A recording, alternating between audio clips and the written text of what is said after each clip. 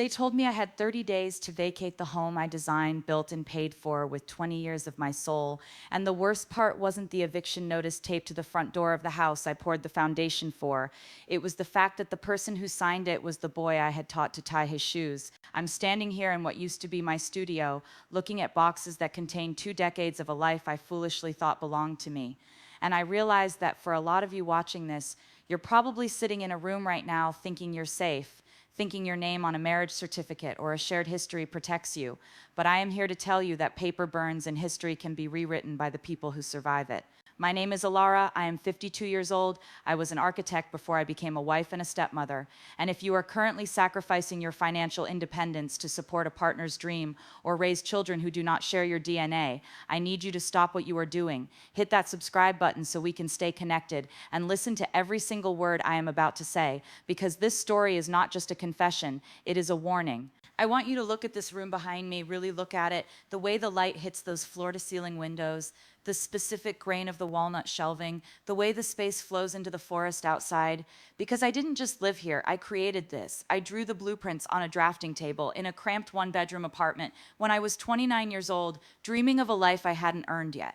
I met Marcus when I was at the peak of my early career. I was hungry, ambitious, and perhaps a little too romantic for my own good. And he was the charming Silver Fox developer who swept into my firm looking for a visionary to handle his personal estate. A man who carried a sadness in his eyes that he told me was from the loss of his first wife. A tragedy that had left him alone with 2 young children, Leo, who was 7, and Sarah, who was 5. I remember the first time I met them, sitting in the lobby of his expansive, cold office, 2 little terrified birds in expensive clothes, and my heart just broke open, cracked right down the center, and I made the mistake that so many of us make, the mistake of thinking that love is a currency that can buy loyalty. Marcus told me he didn't want another architect. He wanted a partner. He wanted a mother for his children. He wanted to build a sanctuary where we could all heal. And I believed him. I believed him so much that I let my license lapse. I turned down a partnership at the firm, and I devoted myself entirely to the project of us. We built the house on a cliff overlooking the Sound, a masterwork of glass and steel that was supposed to be our fortress. And I remember the day we poured the concrete. Marcus held my hand and said, "This is yours, Alara. Everything I have is yours because you made it a home." But he never put my name on the deed. And when I asked about it playfully, casually, he kissed my forehead and said it was for tax purposes, that the trust structure was complicated, but it was all for my protection. And I nodded, because why would I doubt the man who slept beside me every night? The years bled into one another, a blur of school runs, parent-teacher conferences where I was reminded I wasn't the biological parent, soccer games where I cheered the loudest, and broken bones and teenage heartbreaks that I tended to while Marcus was away on business trips, building his empire while I maintained the castle.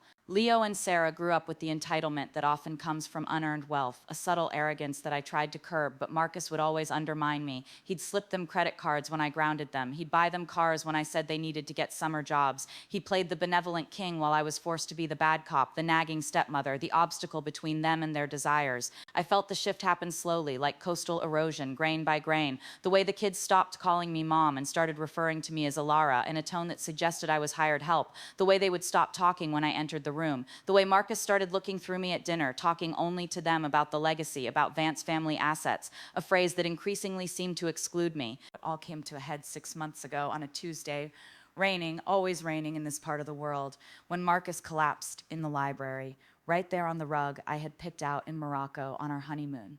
It was aggressive, rapid, a cancer that had been eating him alive while he hid the symptoms. And in those final weeks, the house became a war zone. Leo and Sarah descended like vultures, barely 30 and 28 now, grown adults with failing startups and expensive habits. And they didn't come to hold their father's hand. They came to guard the perimeter. They restricted my access to him. They spoke in hushed tones with lawyers in the hallway. And whenever I tried to enter the bedroom to comfort the man I had spent 20 years with, Sarah would block the door and say, "He needs rest, Alara, family only," as if 20 years of raising her didn't make me family, as if the soup I made and the fevers I broke meant nothing against the biology of blood. I remember sitting in the kitchen, staring at the marble island, shaking, feeling a paranoia creeping up my spine, a voice telling me that I had been blind, that I was a squatter in a palace I had built. When Marcus died, the grief was a heavy, wet blanket. But the shock came 3 days after the funeral, in the lawyer's office, a mahogany room that smelled of old leather and betrayal. The executor, a man named Sterling, who had been Marcus's golf buddy for decades, didn't look me in the eye when he read the will. He looked at the papers, he looked at the wall, he looked anywhere but at the woman who was about to be erased. The will had been updated 6 months prior, right around the time Marcus got his diagnosis, a time when he was heavily medicated and confused, and the new terms were clear. The bulk of the estate, including the house, the investments, the cars, everything, went into the Vance Bloodline Trust, controlled by Leo and Sarah.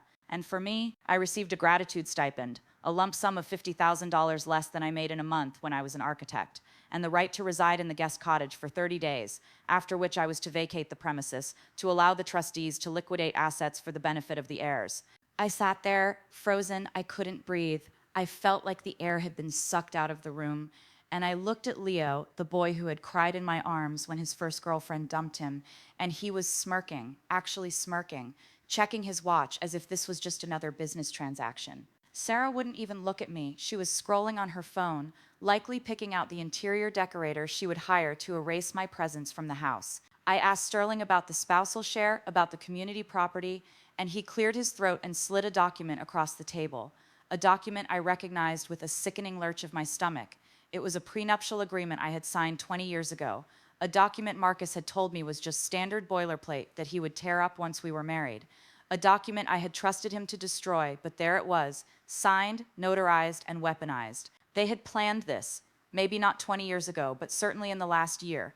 They had whispered in his ear. They had capitalized on his fear and his medication, and they had engineered my obsolescence. I walked out of that office and I didn't cry. I think I was in shock, or maybe the part of me that was the architect, the structural engineer, the problem solver, had simply taken over the controls while my heart went into a coma. I drove back to the house, their house now, and I walked through the front door and I saw them, Leo and Sarah, already there. They had beaten me back and they were walking through the living room with sticky notes, putting red tags on the furniture, on the paintings, on the lamps. Sarah turned to me holding a vase I had bought with my own money and said, "Alara, we're going to need you to move your things to the cottage by tonight. We have a realtor coming tomorrow to photograph the main house." The audacity was breathtaking. It was almost impressive in its cruelty, and I felt a rage ignite in my chest, a cold blue flame that burned away the sadness. I went to the guest cottage, which was essentially a glorified shed compared to the main house, and I sat there in the dark listening to the rain, and I thought about giving up. I thought about taking the 50 grand and disappearing, fading away like they wanted me to.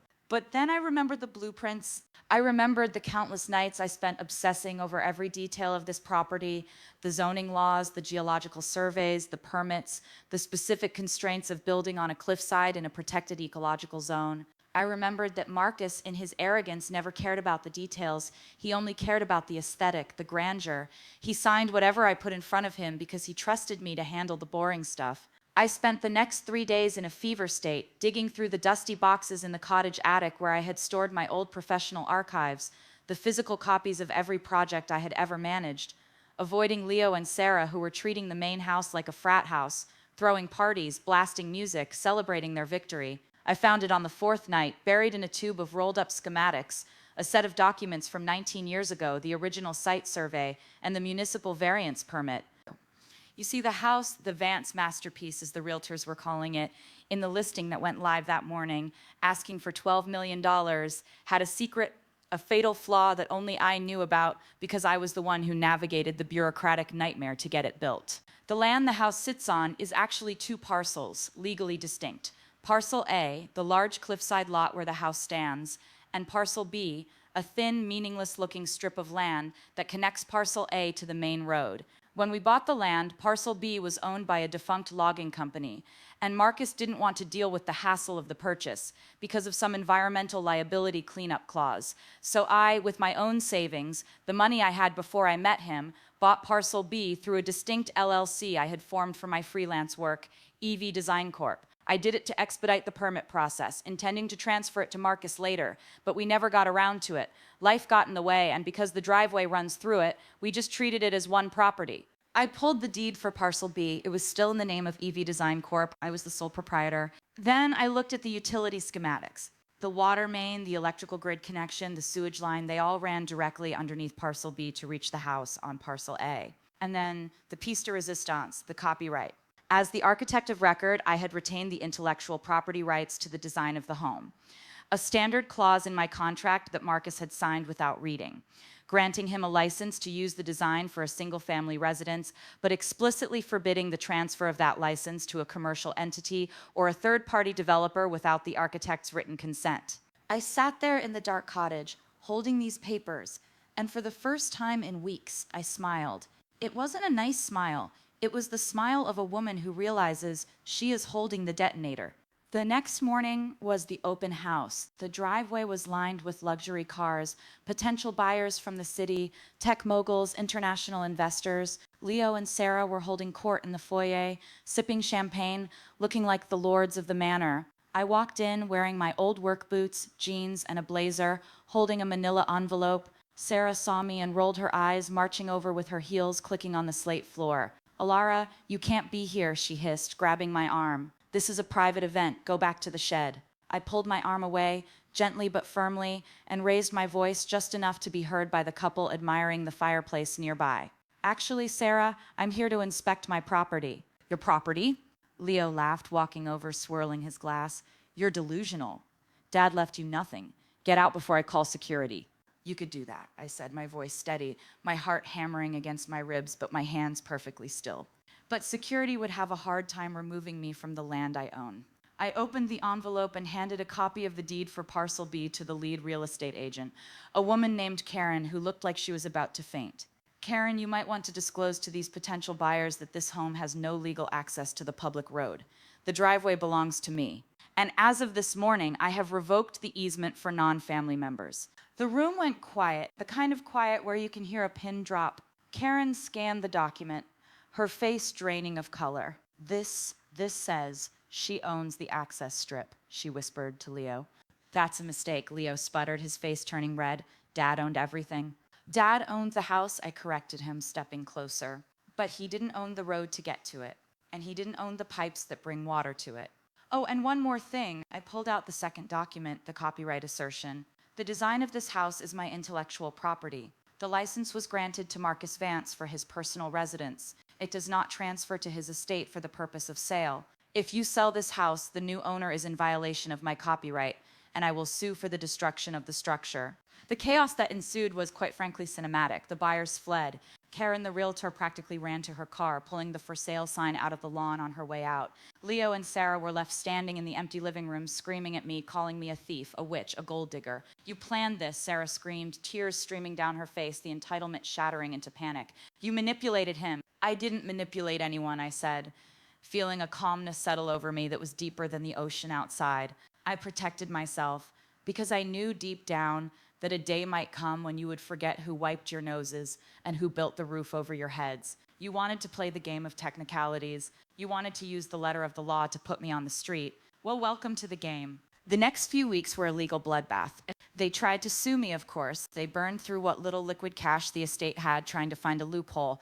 But my paperwork was ironclad. Without the driveway, the house was landlocked. Without the utilities, it was uninhabitable. Without the copyright release, it was unsellable. The $12 million asset was effectively worthless. The taxes, however, were not. The estate was bleeding money, maintaining a mansion they couldn't sell, couldn't rent, and couldn't live in because I shut off the water access at the property line, which was my legal right as the owner of Parcel B undergoing maintenance. We settled yesterday. The terms were simple. They signed over the deed to Parcel A, the house and the land, to me.